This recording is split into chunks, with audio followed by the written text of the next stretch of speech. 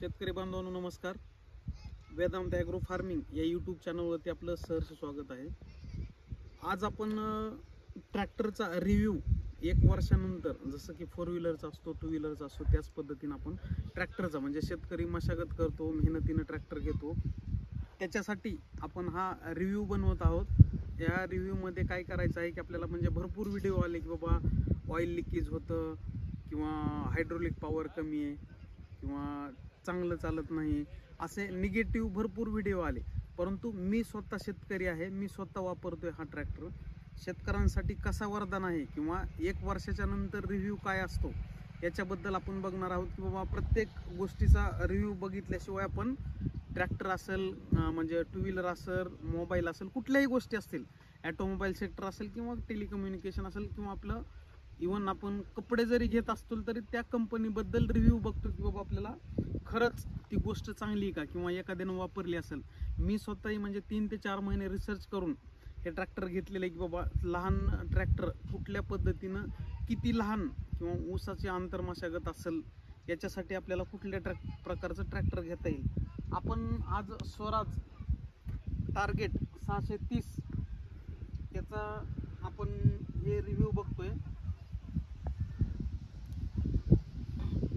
आपण बघू शकता की याच्यामध्ये की बाबा 1 वर्ष पूर्ण झालेलं आहे, म्हणजे 10व्या महिन्यातच मी ट्रॅक्टर घेतलेला आहे. आपण 10व्या महिन्यात म्हणजे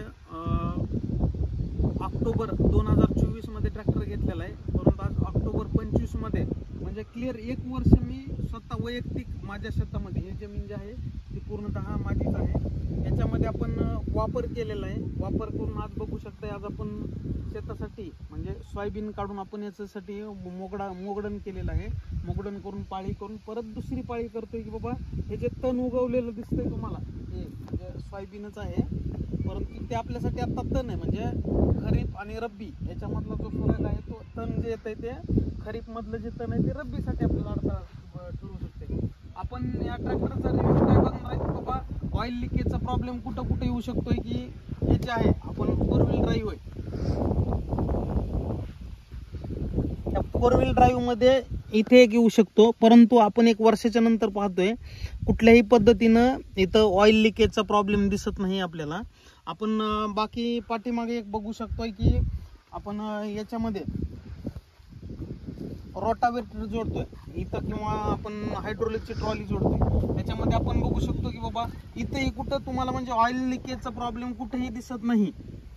हे मी रोटावेटर आणखीन जोडलेलं नाही कारण ऊसामध्ये मशागत करते वेळी मी म्हणजे अवेलेबल नसल्यामुळं आपण दुसऱ्या ट्रॅक्टरकडून आपण मशागत केलेली आहे. परंतु ऑइल लिकेजचा जो प्रॉब्लेम आपण प्रत्यक्ष म्हणजे रिव्ह्यूमध्ये आपल्याला सांगतात. माझं म्हणणं असं आहे की बाबा शेतकऱ्यांना शेतकऱ्याचंच ऐकावं, कारण मी स्वतः जर फसलो असतो तर मी शेतकऱ्यांना सांगितलं असतं की हा ट्रॅक्टर घेऊ नका किंवा हा परवडत नाही, कारण प्रत्येक कष्टाचा पैसा 1-1 रुपया जोडून शेतकरी घेतो त्याची मशागत करण्यासाठी, शेतामध्ये काम करण्यासाठी किंवा त्याला जो खर्च येतो शेतीमध्ये तो कमी करण्यासाठी आपण स्वतःचा ट्रॅक्टर घेऊन आपण स्वतः काम करतो. आता मी आज स्वतः हे ट्रॅक्टरचं हे पूर्णतः हे जे रान आहे हे पूर्ण पाळी घालण्यासाठी आलेलो आहे.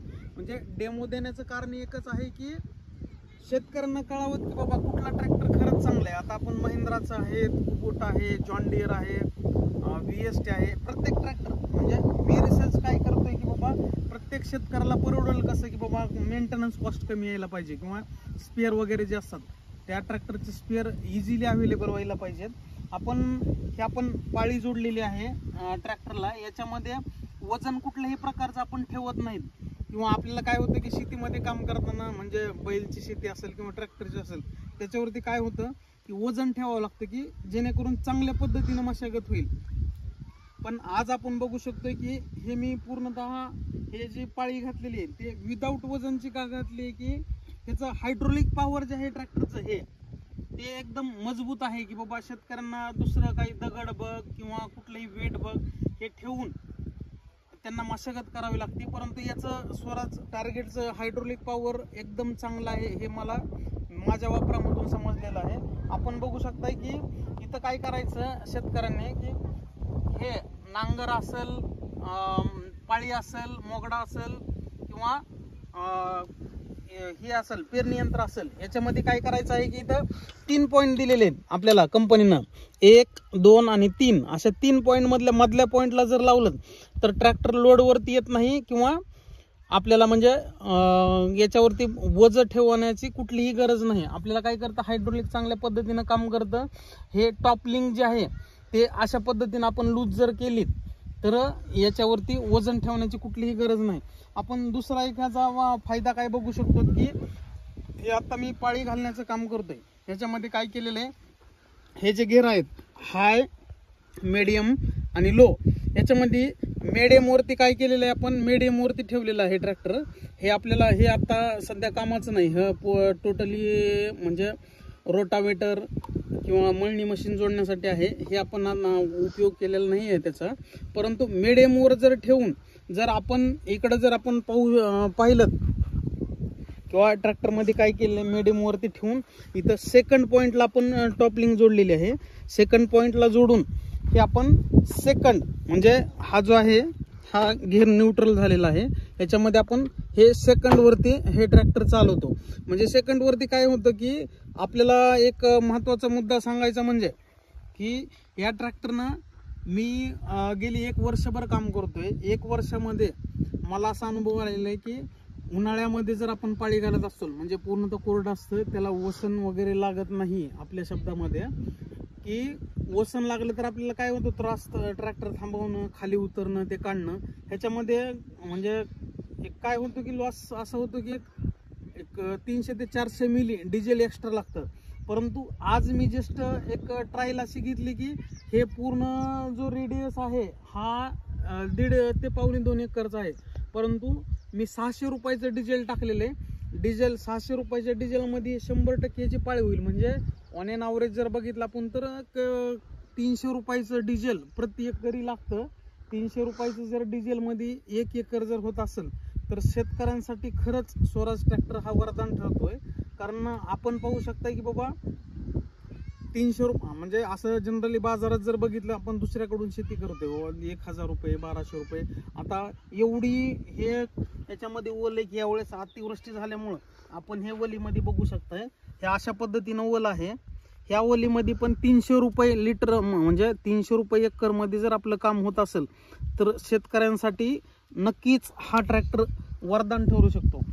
म्हणजे रिव्ह्यू म्हणजे काय असतं की बाबा मी वापरले. आता जनरली आपण बघू शकतो की हे आपण इथे बघू शकतो की ह्याचे काय केलेलं आहे आपण, हे तास बघू शकतो आपण. 1 वर्षामध्ये साधारणतः आपले 214 तास झालेले आहेत. ह्या 214 तास मध्ये मला असा अनुभव आलेला आहे की त्याच्यामध्ये मी 100 तास मध्ये आपण सर्व्हिसिंग केली आहे. 100 तास मध्ये काय केलं आहे की फक्त याचं 4 व्हील ड्राईव्हचं ऑइल म्हणजे चेंज केलेलं आहे. आणि 4 व्हील ड्राईव्हचं ऑइल चेंज केल्याच्या नंतर जे हायड्रोलिक पॉवरचं ऑइल आहे त्याची लेवल असं याच्यासाठी करावी लागते की मी म्हणजे हायड्रोलिकची ट्रॉली जोडतो त्याच्यामध्ये ऑइल ट्रॉलीमध्ये पण जातं, त्याच्यामुळे त्याची एक लेवलमध्ये 2 लिटर ऑइल लागलेलं आहे.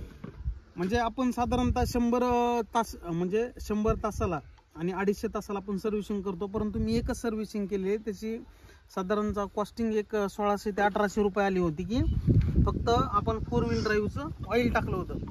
शेतकरी बांधवांनो एक विषय असा आहे की बाबा आपण ट्रॅक्टर घेतो, आता सगळ्यात मोठा DPTचा लॉट सुटलेला आहे महाराष्ट्र शासनाकडून. याच्यामध्ये आपण रिसर्च करत असतो की ट्रॅक्टर कुठला घ्यावा, कुठला फायदेशीर असेल.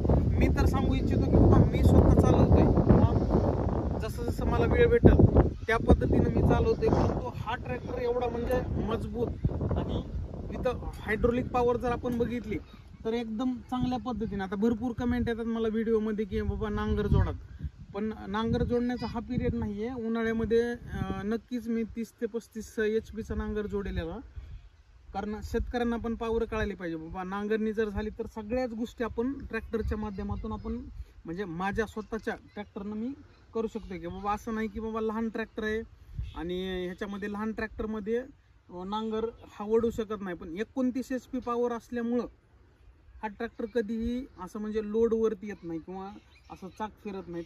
ते एक सिस्टीम असते की बाबा कुठल्या गेअरवरती चालवायचं. नवीन काय होतं की एखादा शेतकरी नवीन असेल तो रिव्ह्यू देते वेळेस किंवा एखादी गोष्ट आपल्याला सांगते वेळेस काय म्हणतोय की हाय ट्रॅक्टरमध्ये म्हणजे लोडवरती येतोय, परंतु प्रत्येक गोष्टीला म्हणजे पेरणीला असेल, पाळीला असेल, आंतरमशागत असेल, आता ऊसामध्ये आपण बघू शकतो की ऊसामध्ये ज्यावेळेस आपण काम करतो त्यावेळेस कुठला गिअर प्रत्येक स्टेपला वेगळा गिअर आहे. म्हणजे याच्यामध्ये टेक्नॉलॉजी अशी ॲडव्हान्स झालेली आहे की बाबा गिअर प्रत्येक गोष्टीला वेगवेगळा टाकला तर आपल्याला म्हणजे काम चांगल्या पद्धतीने होतं.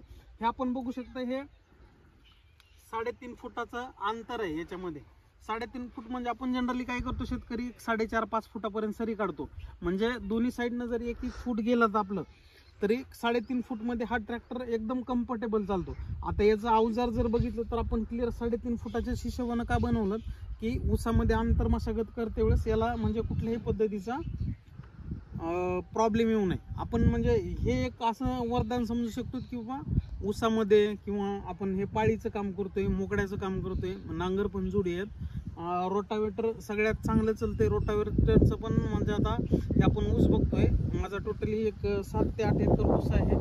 त्या ऊसामध्ये ऊस गेल्याच्या नंतर आपल्याला रोटावेटरचं पण ट्रायल दिलं जाईल. ट्रायल देणं किंवा कंपनीनं मला सजेस्ट केलं असं म्हणजे कुठल्याही ह्या गोष्टीमध्ये आपण म्हणजे ग्राह्य धरू नका. कारण विषय काय आहे की बाबा आपला शेतकरी दिवसेंदिवस म्हणजे खर्चामध्ये जास्त म्हणजे इन्कम कमी आणि खर्च जास्त याच्यामध्ये आपला डुबत झालेला आहे. तर आपण बघू शकतो की ही माझी शेती आहे. जसं की पश्चिम महाराष्ट्रामध्ये आपण मराठवाड्यामध्ये काय करतो की बाबा दुष्काळ आहे, आमच्याकडं पिकतच नाही, उगवतच नाही, जमिनी चांगल्या नाहीत, ह्या गोष्टी आपण म्हणजे मनामध्ये आपण बिंबवलेत. पण हे मी स्वतः पश्चिम महाराष्ट्रासारखी म्हणजे इथं माझं शुगर ऊस आहे, इथं शुगर केनचं, परत हे मी म्हणजे माझ्या घरासाठी लागणारं हे तुरीचं पीक तेवढंच जेवढं म्हणजे माझं वार्षिक मला लागते तुरीसाठी डाळ तेवढं लागवड केली आहे.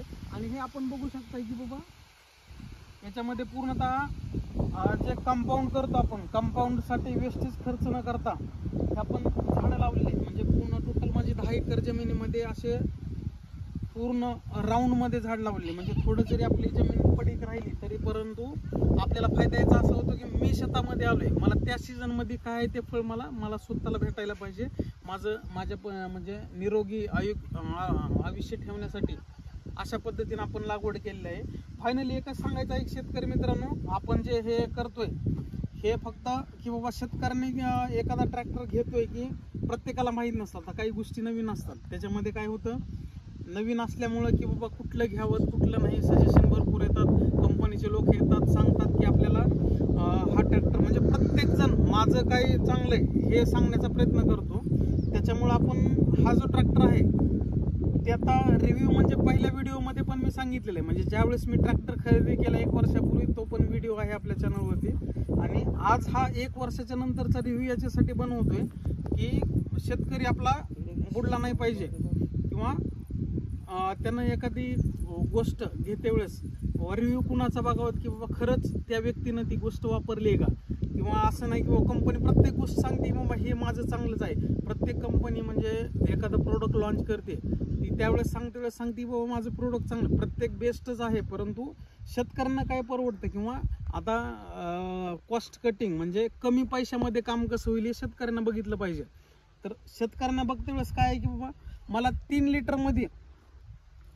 लिटरमध्ये जर 1 एकर म्हणजे एवढ्या ओलावा आहे शेतीमध्ये, तर 3 लिटरमध्ये जर 1 एकर माझं शेत म्हणजे पाळी घालणं होत असेल, मोगडणं होत असेल तर मॅक्झिमम कॉस्टिंग 280 ते 290 रुपयापर्यंत म्हणजे डिझेलच्या प्रत्येक जिल्ह्यामध्ये वेगवेगळा भाव असू शकतो. त्या भावाप्रमाणे जर बघितलं तर आपण 300 रुपये एकरी खर्च पकडून समजा 10 एकर जर मला माझ्या स्वतःमध्ये शेताच्या मध्ये पाळी जर घालायची असेल तर आपल्याला एक 2,500 ते 3,000 रुपयाचं डिझेलमध्ये 10 एकर पाळी होते. आणि तेच जर बाजारभावाचं मूल्य बघितलं ते 10 ते 12,000 रुपये म्हणजे 1,000-1,200 रुपये असं त्याचा दर असतो शेतकऱ्यांसाठी.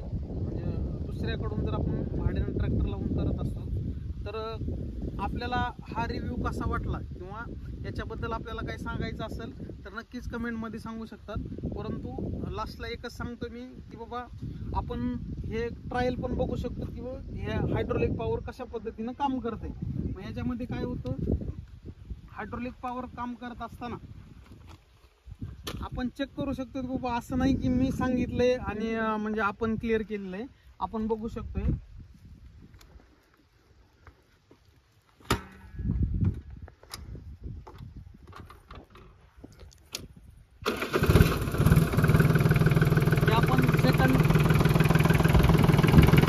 गिअर टाकलेला आहे, ऑलरेडी मेडीमोरती ठेवलेलं आहे. त्याची पॉवर हायड्रोलिक कशा पद्धतीने काम करत आहे.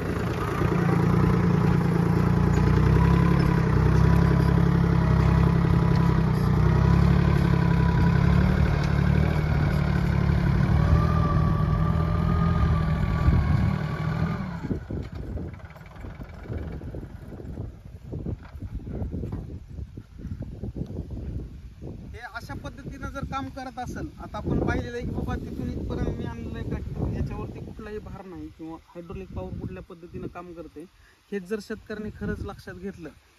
माझं म्हणणं काय आहे की बाबा आपण शेतकऱ्यांसाठी वरदान करून सर्व गोष्टी बाबा मला काय परवडते. आता पहिलं मी म्हणजे असे व्हिडिओ टाकले बाबा आंतरपीक कसं घ्यावं, पेरूमध्ये काय घेतलं मी, म्हणजे एक पुढच्या व्हिडिओमध्ये मी सांगेल की मी आंतरपीक कशा पद्धतीनं घेतलं किंवा त्याची काढणी कशी केली, बीबीएफ टाईप झालं का, मी सोयाबीनचं हे उत्पादन घेतलेलं आहे पुढच्या व्हिडिओमध्ये नक्कीच आपल्याला सांगेल.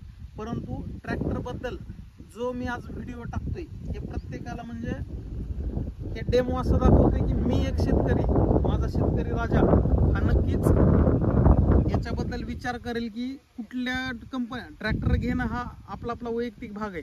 किंवा किमतीमध्ये जर पाहिलं तरी हे म्हणजे 1 वर्षापूर्वी मी 5,70,000 रुपयाला घेतला होता, परंतु आता GSTचे 10% कमी झाल्यामुळं आपल्याला एक 20 ते 30,000 रुपये नक्कीच फायदा होईल.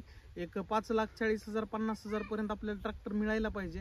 जर कोण म्हणजे जवळच असेल किंवा शोरूमचं असेल तर त्याच्यापेक्षा आणखीन कमी होऊ शकतं. परंतु हे आज आपण समोरासमोर बघितलेलं आहे की ऑइल लिकेजचा प्रॉब्लेम कुठल्याही पद्धतीचा मला 1 वर्षामध्ये आलेला नाही, कारण पूर्णतः 10 एकर शेती मी माझ्या ट्रॅक्टरनं स्वतः करतोय. फक्त नांगरणीसाठी पहिलं ट्रॅक्टर लावला होता. आता या म्हणजे उन्हाळ्यामध्ये ज्यावेळेस आपले रब्बीचं पीक निघून जाईल त्यावेळेस मी नक्कीच नांगरचा व्हिडिओ बनवेल आणि शेतकऱ्यांसाठी टाकेल की बाबा खरंच हा ट्रॅक्टर आपल्याला परवडू शकतो का किंवा घ्यायचा का नाही. धन्यवाद.